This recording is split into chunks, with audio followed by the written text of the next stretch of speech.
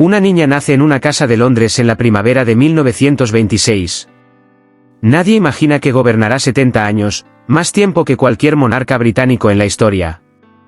Nadie imagina que verá caer imperios, sobrevivirá a guerras mundiales, navegará escándalos que destruirían dinastías enteras. Nadie imagina que esta bebé, tercera en la línea de sucesión, se convertirá en Isabel II. Porque no estaba destinada al trono. El destino, la tragedia y el amor prohibido de un tío la colocarían allí. Esta es la historia de la reina que nunca debió serlo, pero que se volvió inmortal. El 21 de abril de 1926 nace Elizabeth Alexandra Mary Windsor en la casa número 17 de Bruton Street en Londres. Su padre es el príncipe Alberto de York, llamado Bertie por su familia y amigos cercanos. Su madre es Elizabeth Bowes-Lyon, para quien Elizabeth es su primera hija. A pesar de que su nombre real será Isabel II, no fue nombrada por la icónica reina Isabel I. En cambio, fue nombrada por su madre, por su bisabuela paterna la reina Alexandra, y por su abuela la reina Mary. Isabel II fue nombrada por mujeres que eran consortes en lugar de aquellas en quienes se depositaba la autoridad. Pocos imaginaban que ella crecería para hacer mucho más que casarse, tener hijos y disfrutar de una vida de privilegio aristocrático tranquilo. Como primera hija del duque y duquesa de York, el nacimiento de Elizabeth fue recibido con alegría, pero la familia tenía pocas expectativas del gran estatus que un día sería suyo. Su padre, el príncipe Alberto de York, no era el príncipe de Gales y heredero al trono de Gran Bretaña, sino el segundo hijo del rey Jorge V, quien había sido rey de Gran Bretaña y emperador de India desde 1910. El hermano mayor de Bertie, el príncipe Eduardo, llamado David dentro de la familia, era el siguiente en la línea para heredar el trono. David aún no estaba casado, pero tenía solo 32 años, apenas 18 meses mayor que Bertie. La mayoría opinaba que el príncipe de Gales todavía tenía mucho tiempo para casarse, tener hijos y asegurar la línea real de esta manera. Así, pocas personas habrían imaginado cuando nació en la primavera de 1926 que la princesa Elizabeth de York algún día sería reina. Aunque era la tercera nieta del rey Jorge V y la reina Mary, el nacimiento de Elizabeth estuvo acompañado de gran emoción, ya que teóricamente era la tercera en la línea al trono. Durante la mayor parte del día, una multitud de reporteros y simpatizantes permanecieron fuera de la casa en Bruton Street esperando vislumbrar a los miembros de la familia real yendo y viniendo para conocer a la princesa recién nacida. El rey Jorge V y la reina Mary estuvieron entre los primeros en visitar ese mismo día, ansiosos por conocer a su primera nieta. La reina la proclamó, una pequeña encantadora con una tez hermosa y cabello rubio bonito, mientras el rey estaba igualmente cautivado con su nieta más nueva. Elizabeth se convirtió en una gran favorita, no solo con los periódicos y revistas británicos que la bautizaron como Princesa Betty, sino también con los miembros mayores de la familia real. El duque y la duquesa de York estaban periódicamente ocupados con deberes y funciones reales, y Elizabeth por lo tanto pasó una proporción considerable de su infancia siendo cuidada por sus niñeras y institutriz, un escenario típico para los niños reales en tiempos pasados. Sin embargo, sus padres también daban gran importancia a su vida familiar y se aseguraban de tener tiempo de calidad diario con su hija durante al menos una hora cada mañana y cada tarde entre la hora del té y la hora de dormir. Elizabeth tampoco carecía de compañía familiar cuando sus padres estaban fuera. Se quedaba con el rey y la reina en Sandringham o Balmoral, o con sus abuelos maternos, el conde y condesa de Strathmore, en el castillo de Glamis en Escocia.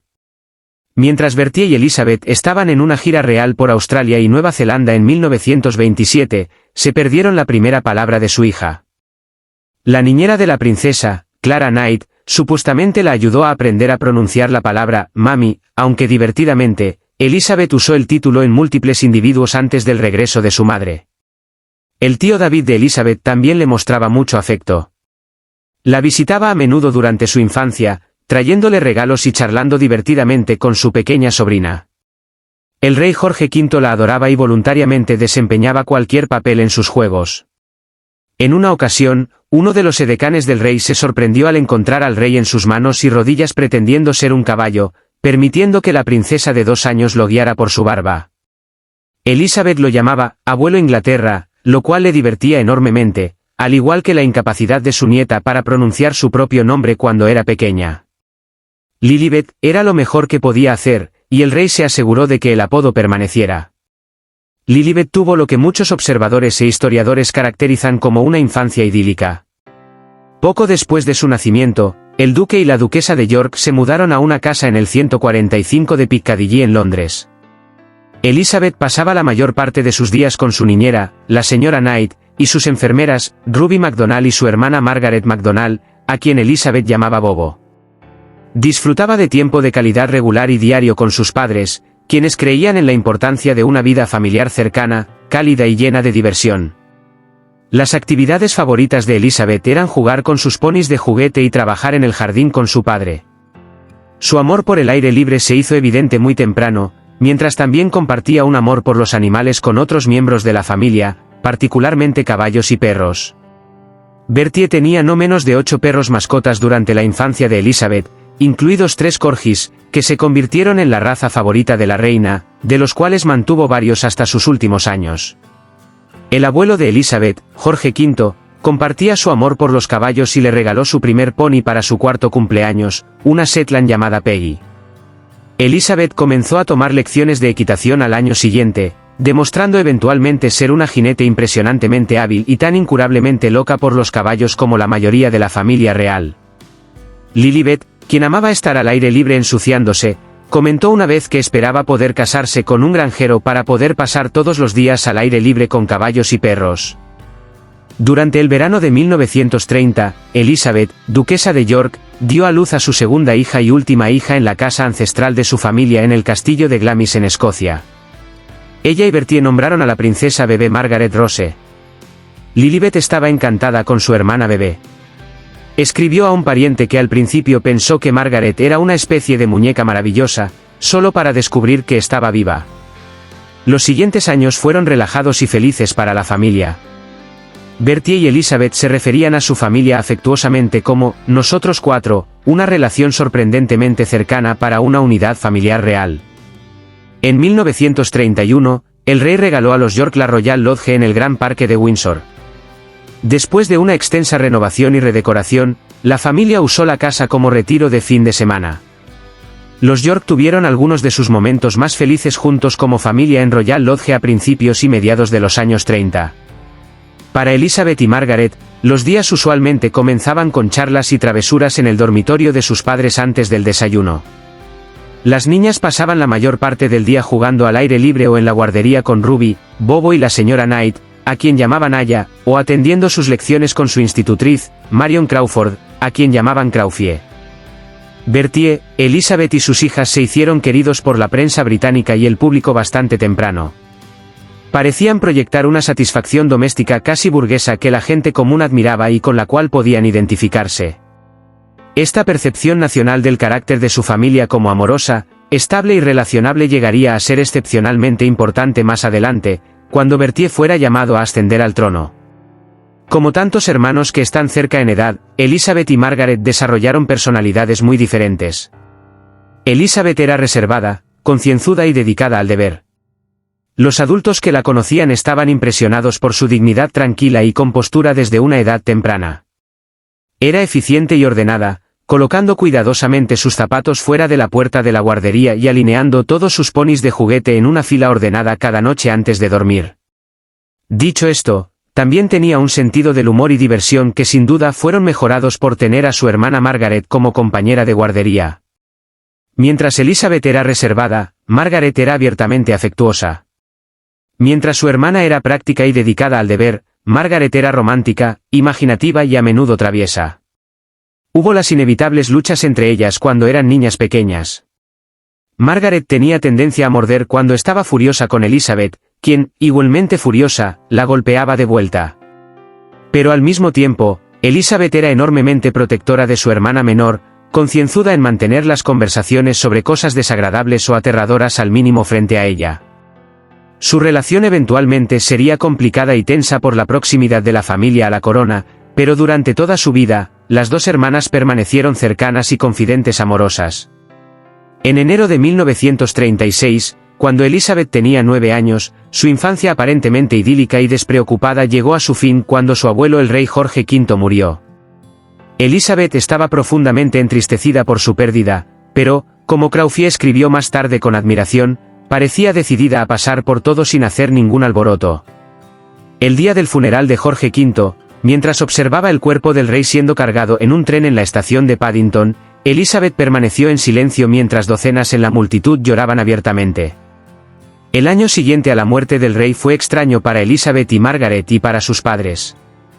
Había habido cada vez menos visitas del tío David en los últimos años, y ahora se detuvieron por completo, ahora que había ascendido automáticamente al trono como rey Eduardo VIII.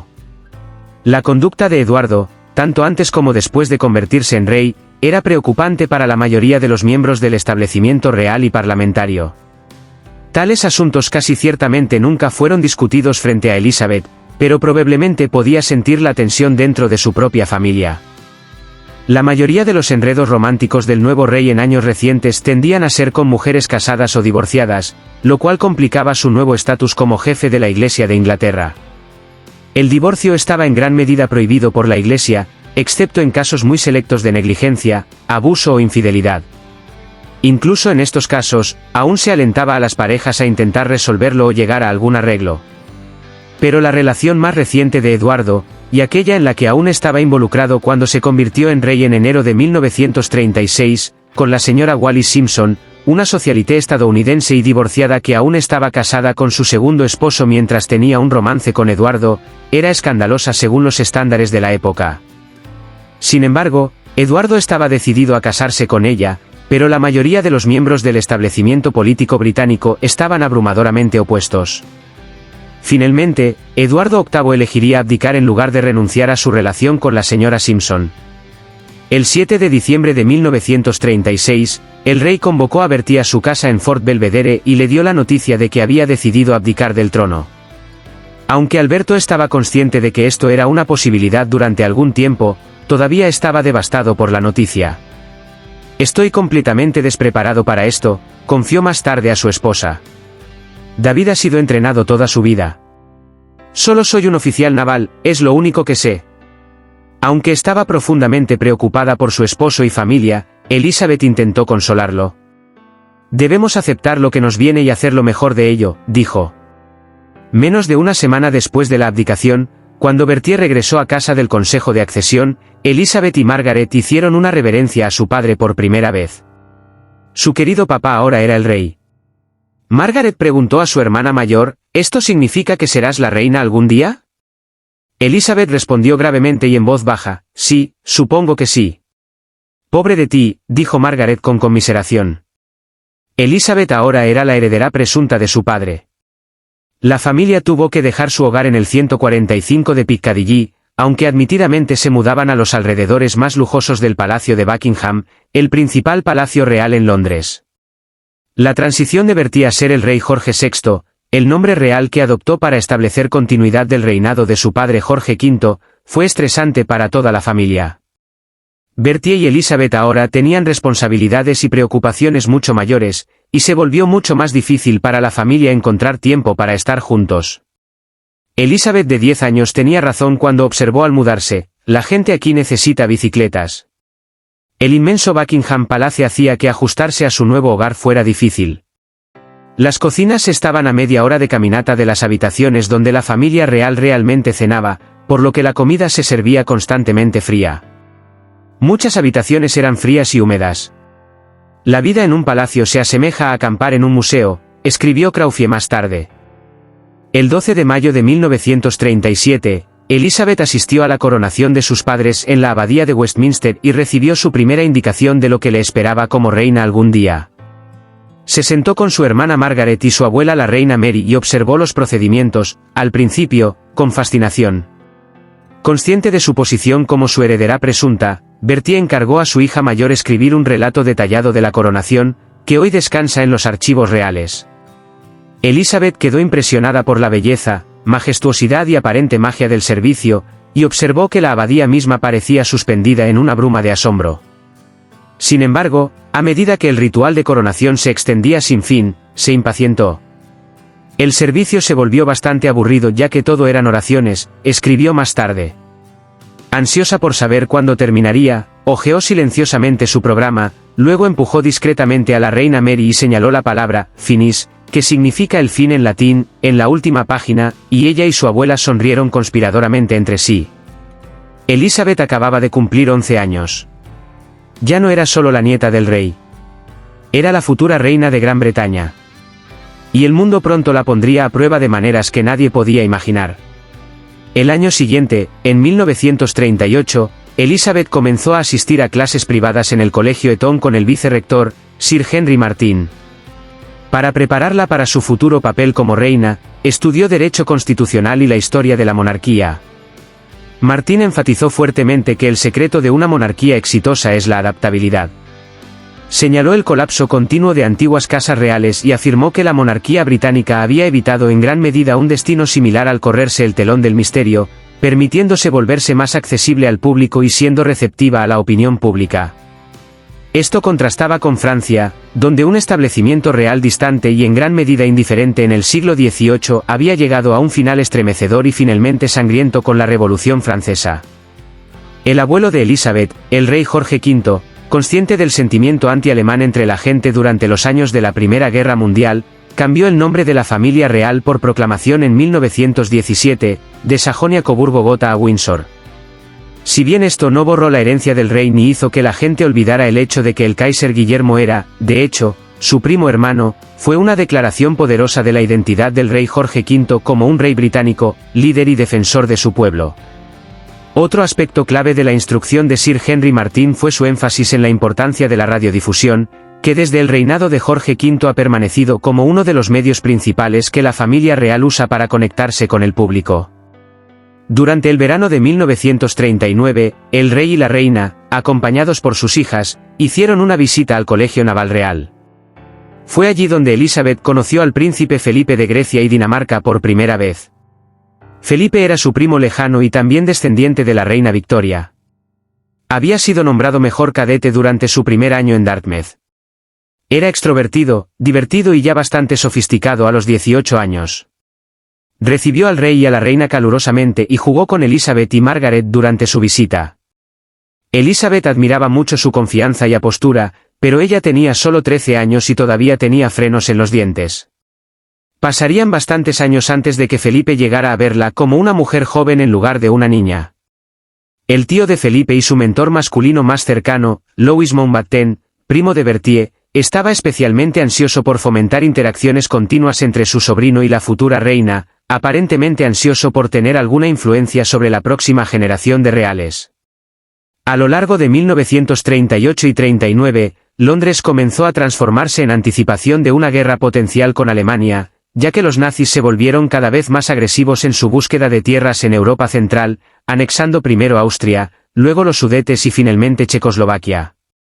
Se instalaron baterías antiaéreas, se construyeron refugios antiaéreos y se emitieron máscaras antigas a ciudadanos tensos y consternados. Cuando la guerra finalmente fue declarada en septiembre de 1939, Elizabeth y Margaret comenzaron a escuchar tan de cerca la radio como el resto del público británico, esperando buenas noticias. Crawfieles leía los periódicos diariamente, pero hacía esfuerzos por editar lo que creía que era demasiado impactante. Elizabeth, a su vez, intentaba proteger a Margaret de noticias e información sobre la guerra que pensaba que la molestaría.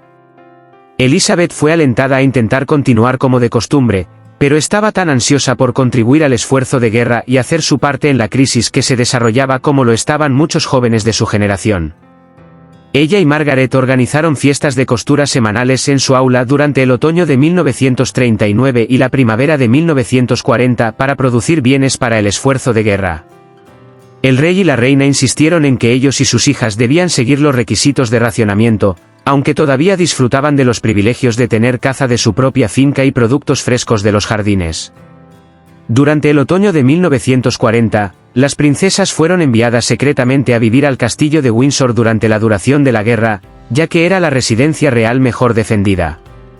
Esto estaba en consonancia con la política del gobierno que vio a Londres vaciada de la gran mayoría de sus niños y personas ancianas durante el Blitz, la campaña de bombardeos por los alemanes entre el otoño de 1940 y principios del verano de 1941.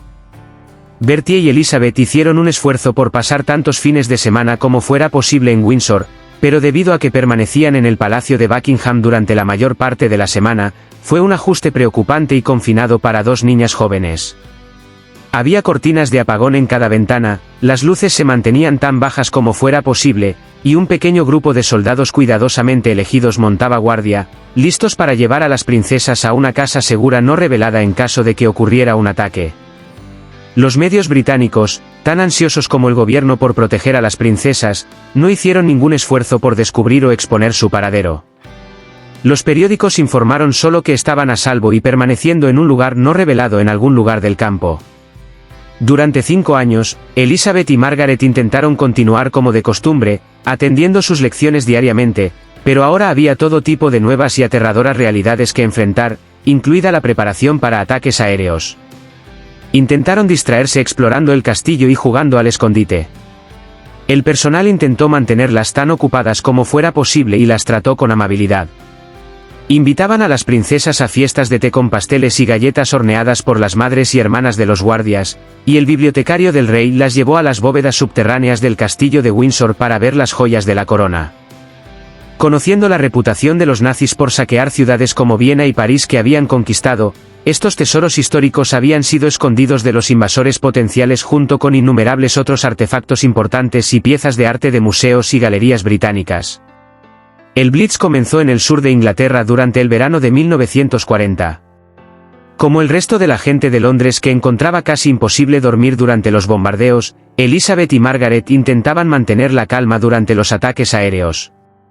Se apresuraban a bajar a las mazmorras del castillo de Windsor e intentaban distraerse leyendo, cantando o contando historias. Para el final de la guerra, los alemanes habían lanzado no menos de 300 bombas alrededor del gran parque del castillo de Windsor, solo una pequeña fracción de las decenas de miles de bombas que cayeron sobre Inglaterra durante el conflicto. El 13 de octubre de 1940, Elizabeth de 14 años dio su primer discurso público en la radio durante la hora de los niños en la BBC, en el cual ofreció consuelo y aliento a todos los niños desplazados por la guerra. La futura reina declaró: «Sabemos, cada uno de nosotros, que al final todo estará bien, porque Dios cuidará de nosotros y nos dará victoria y paz. Y cuando llegue la paz, recuerden que seremos nosotros, los niños de hoy, quienes haremos del mundo del mañana un lugar mejor y más feliz. Mi hermana está a mi lado y ambas vamos a darles las buenas noches. Vamos, Margaret». Luego vino el tono más alto e inconfundiblemente más joven de Margaret: «Buenas noches, niños». La transmisión fue una sensación internacional, particularmente en Norteamérica donde muchos evacuados británicos se refugiaban. Cientos de escuelas e iglesias en Estados Unidos y Canadá instalaron tecnología inalámbrica solo para escuchar el discurso de la princesa, y la BBC recibió numerosas solicitudes para repetir la transmisión. Londres podría haber sido devastado por el Blitz, pero Hitler había fallado completamente en debilitar la moral británica, y luego tontamente comenzó a dirigir su atención a Rusia creyendo que Gran Bretaña pronto decidiría negociar términos de paz con los nazis. Estaba equivocado. Fue durante los últimos años de la Segunda Guerra Mundial que Elizabeth alcanzó la mayoría de edad y comenzó a afirmar su independencia. Esta afirmación fue más sutil en Elizabeth que en otras mujeres jóvenes. Era, en general, obediente y ansiosa por complacer a sus padres, pero no obstante tenía sus propias convicciones y una voluntad propia. Bertie y Elizabeth no estaban ansiosos por ver a su hija crecer demasiado rápido. Por encima de todo, querían posponer el momento en que su familia, nosotros 4, se separaría. Desde un punto de vista de relaciones públicas, tanto el establecimiento real como los medios continuaron tratando y retratando a Elizabeth como una niña. Incluso a los 16 o 17 años, Elizabeth todavía podría estar vestida con un atuendo que coincidiera con el de Margaret, quien tenía más de 4 años menos. Elizabeth también continuó viviendo en el ala de la guardería y completando sus lecciones diariamente con Crawfie. No fue sino hasta su 18º cumpleaños que finalmente se le dio su propia suite de habitaciones fuera de la guardería. En anticipación de su futuro papel como reina, también fue nombrada consejera de Estado. Sus padres comenzaron a darle más deberes reales, incluido dar discursos en funciones públicas y servir en organizaciones benéficas. Sin embargo, para Elizabeth, esto no era suficiente. Habiendo alcanzado la mayoría de edad en medio de una guerra calamitosa, era, como muchos miembros de su generación, altamente práctica.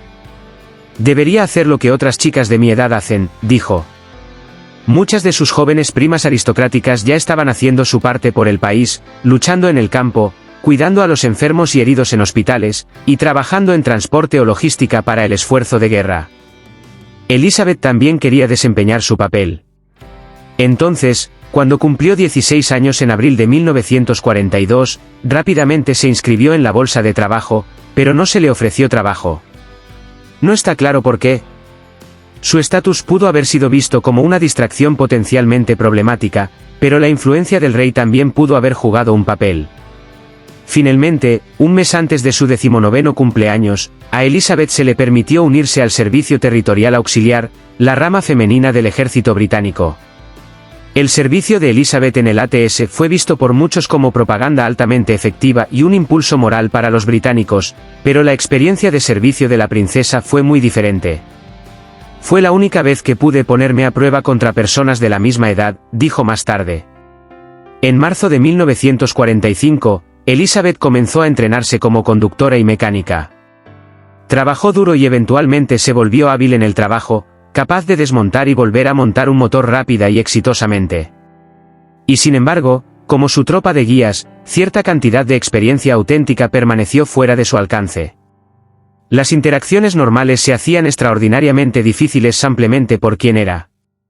Además, Berthier solo finalmente permitió que su hija se alistara cuando supo que la guerra terminaría en meras semanas, con la victoria asegurada cuando la campaña alemana en el este contra la Unión Soviética había fallado y se abrieron nuevos frentes en el sur y oeste de Europa. Elizabeth no era del tipo de confrontar o pelear, pero tenía una determinación tranquila de afirmar su independencia y ser su propia persona. Esto es más evidente en su elección de casarse con el príncipe Felipe, que probablemente fue la primera decisión que tomó sin consultar a sus padres. Mientras Elizabeth permaneció en el castillo de Windsor durante la guerra, el servicio naval de Felipe lo llevó al Mediterráneo y al Pacífico. Continuó escribiendo a Elizabeth y visitó a la familia real varias veces durante la duración de la guerra, cuando estaba de permiso. Elizabeth parecía enamorarse más y más de él cada vez que visitaba.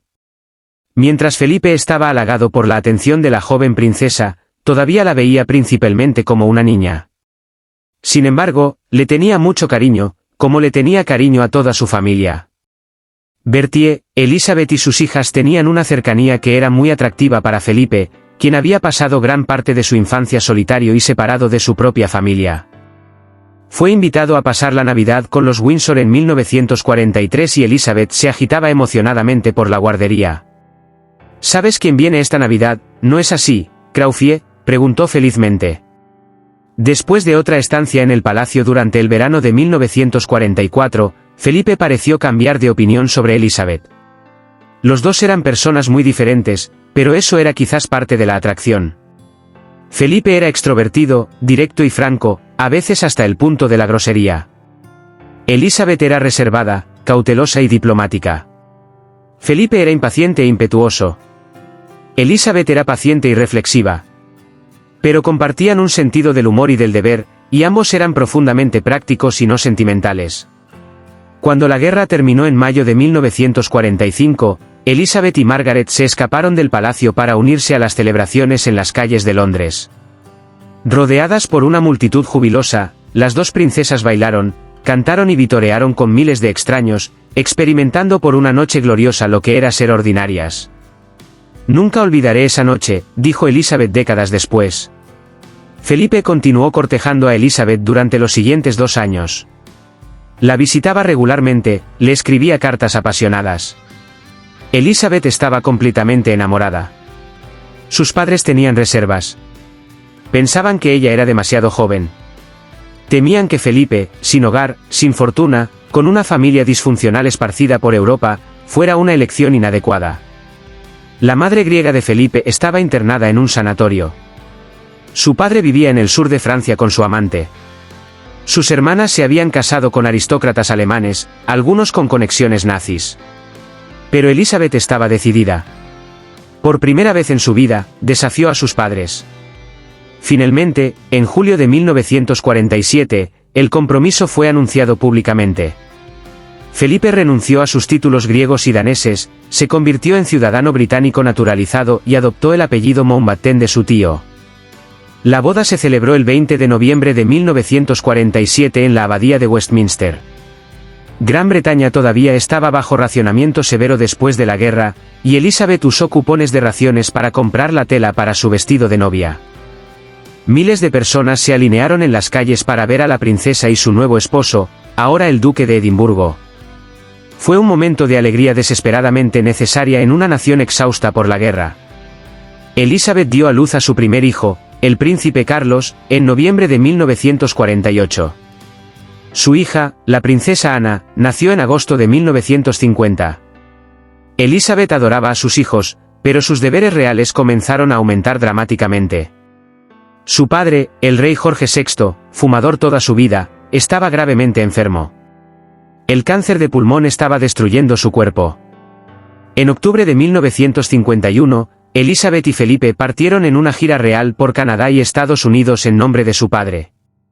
En enero de 1952, partieron nuevamente, esta vez rumbo a Australia y Nueva Zelanda, con paradas en Kenia en el camino. El 6 de febrero de 1952, mientras Elizabeth y Felipe estaban alojados en el Tritops Hotel en Kenia, el rey Jorge VI murió tranquilamente mientras dormía en Sandringham. Tenía solo 56 años. Felipe recibió la noticia primero de un reportero. Llevó a Elizabeth a dar un paseo por los jardines y le dijo suavemente que su padre había muerto. Elizabeth lloró en silencio en sus brazos. Luego se secó los ojos, enderezó los hombros y regresó adentro. Su secretario privado, Martin Charteris, le preguntó qué nombre adoptaría como reina. Mi propio nombre, Elizabeth, respondió con calma. A los 25 años, Elizabeth Windsor acababa de convertirse en la reina Isabel II. La niña que nunca debió ser reina ahora llevaba la corona. Y el mundo entero estaba mirando. Elizabeth regresó a Gran Bretaña como reina. El avión aterrizó en un aeropuerto envuelto en niebla. Winston Churchill, el primer ministro de 77 años, esperaba al pie de la escalerilla. Cuando la joven reina descendió vestida de negro de luto, Churchill se inclinó profundamente. Lamento enormemente, Su Majestad, dijo. Elizabeth asintió con gracia. Había ensayado este momento en su mente miles de veces durante las lecciones con Sir Henry Martyn.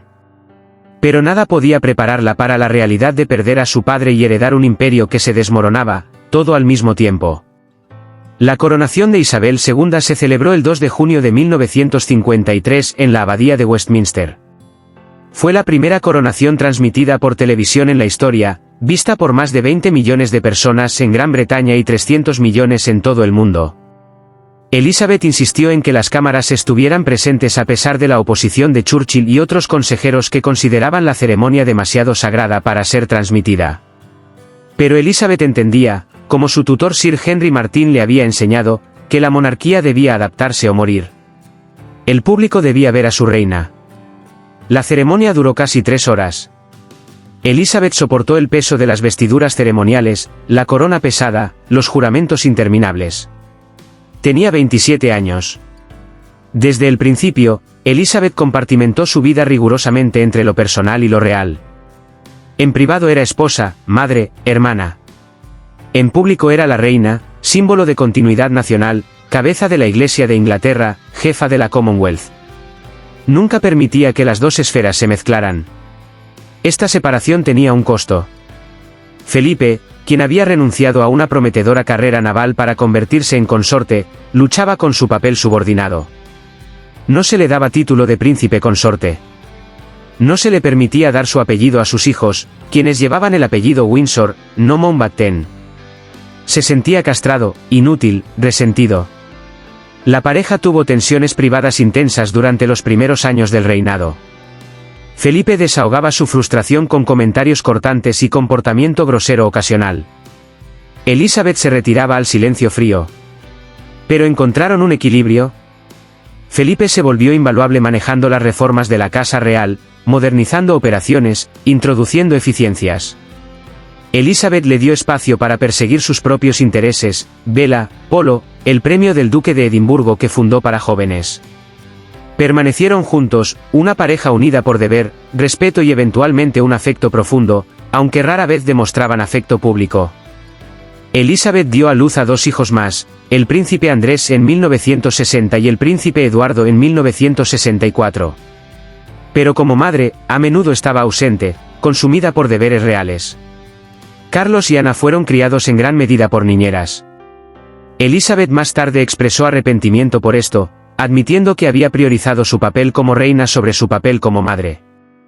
No fui tan práctica como debería haber sido, confesó décadas después. La distancia emocional dejaría cicatrices en sus hijos, particularmente en Carlos, quien anhelaba el afecto materno que rara vez recibía. En 1950, Marion Crawford, la querida Crawford que había sido institutriz de Elizabeth y Margaret durante 17 años, publicó un libro de memorias titulado Las pequeñas princesas. El libro era afectuoso y revelaba pocos secretos verdaderos, pero la familia real lo consideró una traición imperdonable. Elizabeth nunca volvió a hablar con Crawford. El mensaje era claro, la lealtad a la corona era absoluta, y quienes la traicionaban serían borrados. Esta dureza, esta capacidad de cortar a las personas de su vida sin emoción visible, era la armadura de Elizabeth. Le permitía sobrevivir. Durante su reinado, Elizabeth trabajó con 14 primeros ministros británicos, desde Winston Churchill hasta Liz Truss. Se reunía con cada uno semanalmente en audiencias privadas donde discutían asuntos de Estado. Estas reuniones eran confidenciales, y Elizabeth nunca revelaba lo que se discutía, ni siquiera a Felipe. Se reunió con Churchill como una joven de 25 años intimidada por su leyenda. Él la trataba con caballerosidad protectora, explicando pacientemente los asuntos políticos. Más tarde vinieron Anthony Eden, Harold Macmillan, Harold Wilson. Algunos la respetaban profundamente. Otros la consideraban una reliquia irrelevante. Pero todos reconocían su conocimiento enciclopédico de los asuntos de Estado y su memoria formidable para detalles. La relación más difícil fue con Margaret Thatcher, quien sirvió como primera ministra desde 1979 hasta 1990. Thatcher, la dama de hierro, era ideológica, inflexible, despreciativa de la Commonwealth. Elizabeth, en contraste, valoraba el consenso, la diplomacia, la preservación de la Commonwealth. Las dos mujeres chocaban en temas como las sanciones contra Sudáfrica por el apartheid. Thatcher se oponía. Elizabeth apoyaba. En 1986, el periódico Sunday Times publicó un artículo sin precedentes afirmando que la reina estaba consternada por las políticas de Thatcher. Fue una violación extraordinaria del protocolo. El Palacio de Buckingham emitió una negación, pero pocos lo creyeron. A lo largo de las décadas de 1950, 60 y 70, Elizabeth presidió la descolonización del Imperio Británico. India ya había ganado independencia en 1947, antes de su ascensión. Durante su reinado, docenas de colonias africanas, caribeñas y del Pacífico siguieron: Ghana, Nigeria, Kenia, Uganda, Jamaica, Trinidad y Tobago, más de 50 naciones en total. Elizabeth transformó el Imperio Británico en la Commonwealth de Naciones, una asociación voluntaria de estados independientes unidos por historia compartida e idioma. Se dedicó apasionadamente a la Commonwealth, viajando incansablemente, conociendo líderes, construyendo relaciones personales. La Commonwealth se convirtió en su mayor logro, su legado más duradero. Pero incluso cuando el imperio se desvanecía, la propia familia de Elizabeth comenzaba a fracturarse. Su hermana Margaret, la niña traviesa y encantadora que había mordido a Elizabeth cuando estaban furiosas, ahora era una mujer de 22 años enamorada. El objeto de su afecto era el capitán de grupo Peter Townsend, héroe de guerra de la Fuerza Aérea Real, divorciado con 2 hijos. El divorcio de Townsend lo hacía inaceptable según la Iglesia de Inglaterra, de la cual Elizabeth era la cabeza suprema. La ironía era cruel, el tío Eduardo había abdicado por amor a una divorciada, convirtiendo al padre de Elizabeth en rey. Ahora Margaret enfrentaba la misma elección imposible. Margaret quería casarse con Townsend. Elizabeth simpatizaba profundamente, pero estaba atrapada entre su amor por su hermana y su deber como reina y cabeza de la Iglesia. La ley de matrimonios reales de 1772 requería el consentimiento del monarca para el matrimonio de cualquier descendiente de Jorge II. Elizabeth podría dar su consentimiento, pero solo si el primer ministro y el parlamento estaban de acuerdo. No lo estaban. En octubre de 1955, Margaret emitió una declaración pública: he decidido no casarme con el capitán de grupo Peter Townsend, Margaret nunca perdonó completamente a su hermana. El deber había triunfado sobre el amor, como siempre lo haría en la vida de Elizabeth. Margaret más tarde se casó con el fotógrafo Anthony Armstrong Jones en 1960, un matrimonio que terminó en divorcio amargo en 1978. Margaret cayó en depresión, alcoholismo, relaciones autodestructivas. Elizabeth observaba impotente mientras su hermana se desmoronaba, incapaz de cerrar la brecha entre ellas. Ojalá pudiera ayudarla, confió Elizabeth a un amigo. Pero no sé cómo. Las hermanas permanecieron conectadas por historia compartida y afecto persistente, pero la cercanía de la infancia nunca regresó completamente. En los años 70, Elizabeth trabajó para modernizar la monarquía. Permitió que un equipo de cámaras filmara un documental sin precedentes, Royal Family, que mostraba a los Windsor haciendo barbacoas, jugando con perros, bromeando en comidas familiares. Fue visto por 38 millones de británicos en 1969. La intención era humanizar a la familia real, hacerlos identificables. Pero el experimento fue controvertido. Algunos argumentaban que había eliminado demasiado misterio, reducido a la monarquía de símbolo sagrado a telenovela doméstica. Elizabeth más tarde ordenó que el documental fuera retirado de circulación, donde permanece hasta hoy. También introdujo el Royal Walkabout en los años 70, donde ella y otros miembros de la familia real caminaban entre multitudes, estrechaban manos, charlaban informalmente con ciudadanos ordinarios en lugar de simplemente saludar desde la distancia. Fue considerado radical en su momento, un alejamiento de siglos de protocolo formal. Pero ayudó a reconectar a la monarquía con el público en una era de cambio social acelerado. En 1977, Elizabeth celebró su jubileo de plata, marcando 25 años en el trono. Millones se alinearon en las calles para celebrar. Encendió hogueras, asistió a banquetes, viajó por la Commonwealth. Fue un recordatorio de que a pesar de los escándalos familiares y el mundo cambiante, la monarquía aún tenía apoyo popular abrumador. Elizabeth, ahora de 51 años, había sobrevivido a un cuarto de siglo como reina. Pero las pruebas más duras aún estaban por venir. Los años 80 y 90 traerían intentos de asesinato, incendios devastadores, matrimonios colapsados y la muerte que casi destruye a la monarquía, la de Diana, princesa de Gales. Elizabeth enfrentaría su mayor crisis, el momento en que el público británico se volvería contra ella con furia que no había visto desde la Revolución Francesa.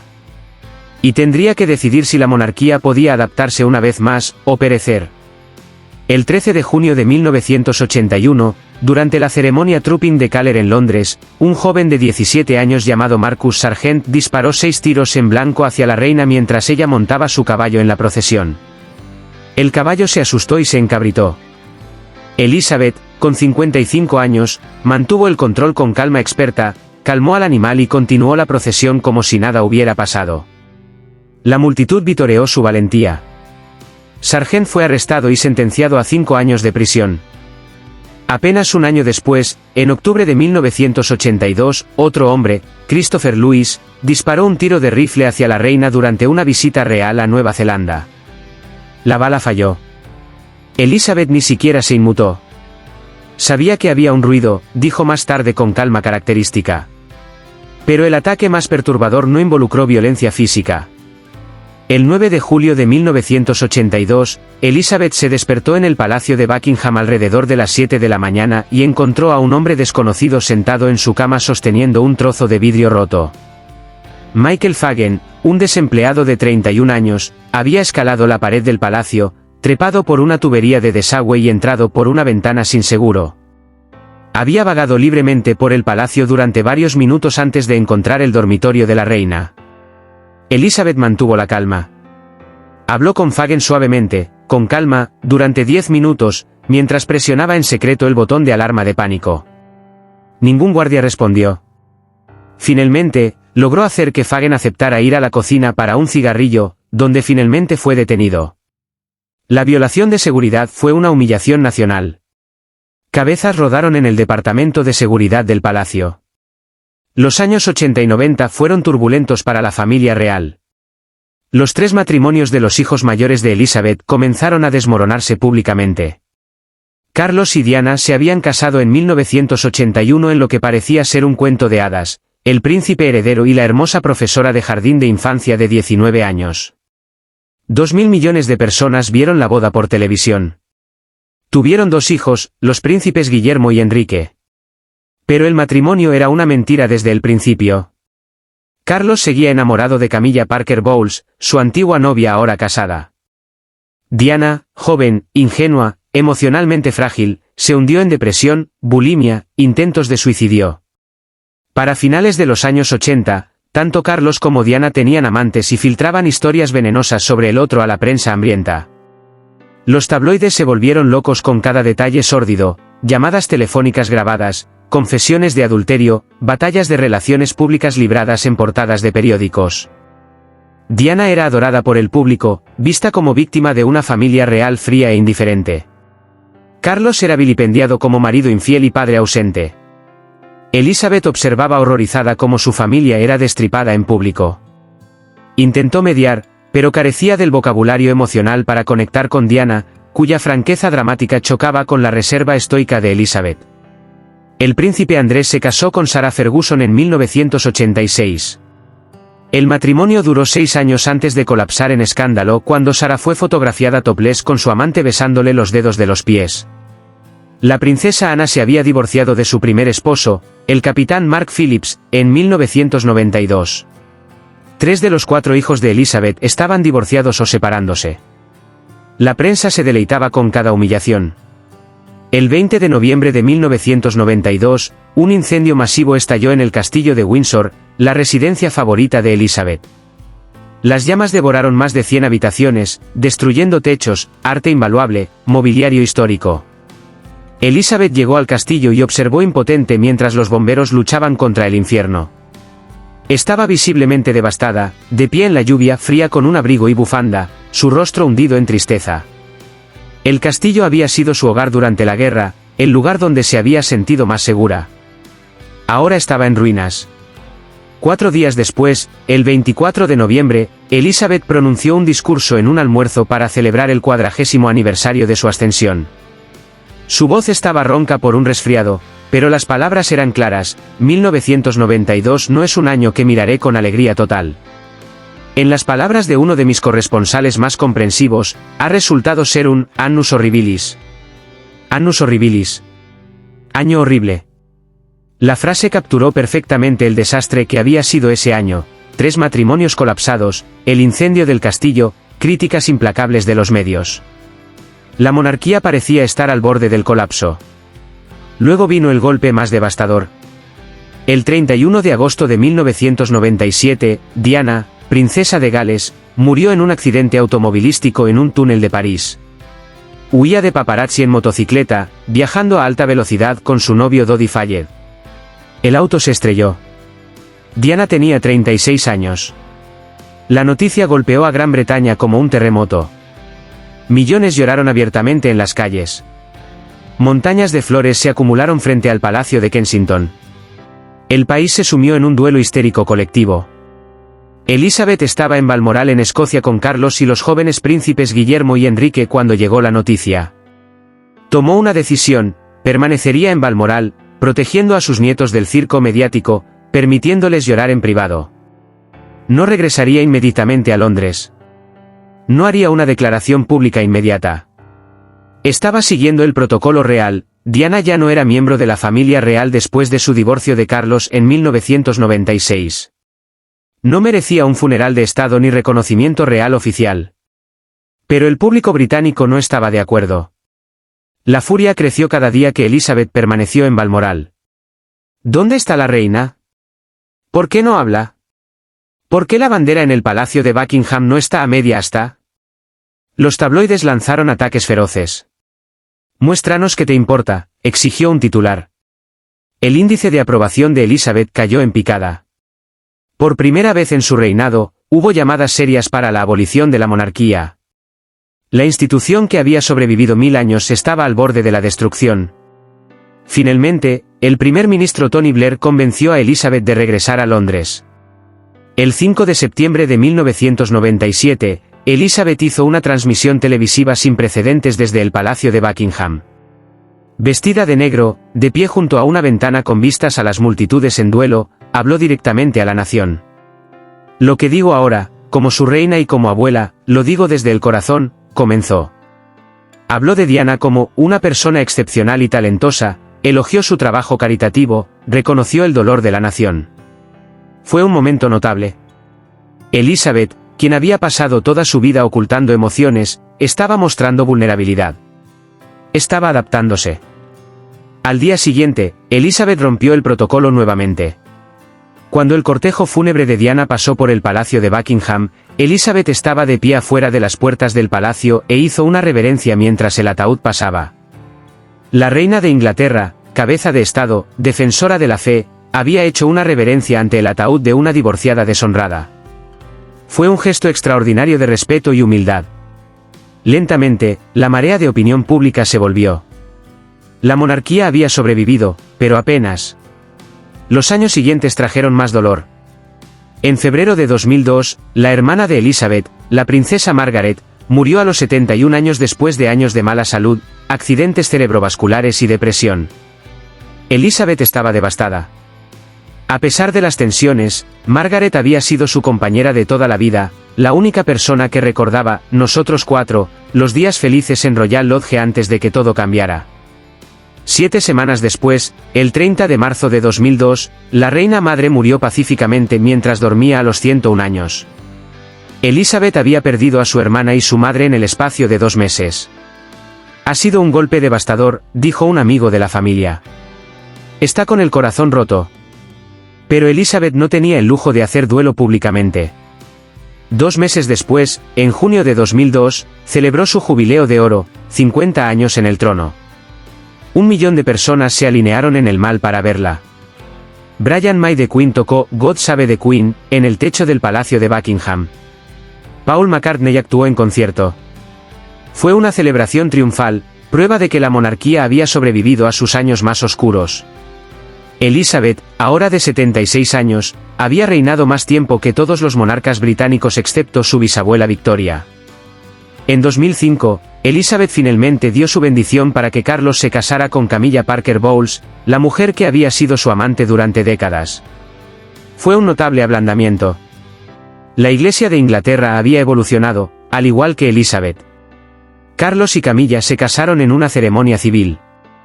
Elizabeth no asistió a la ceremonia en sí, pero asistió a la bendición de la Iglesia después.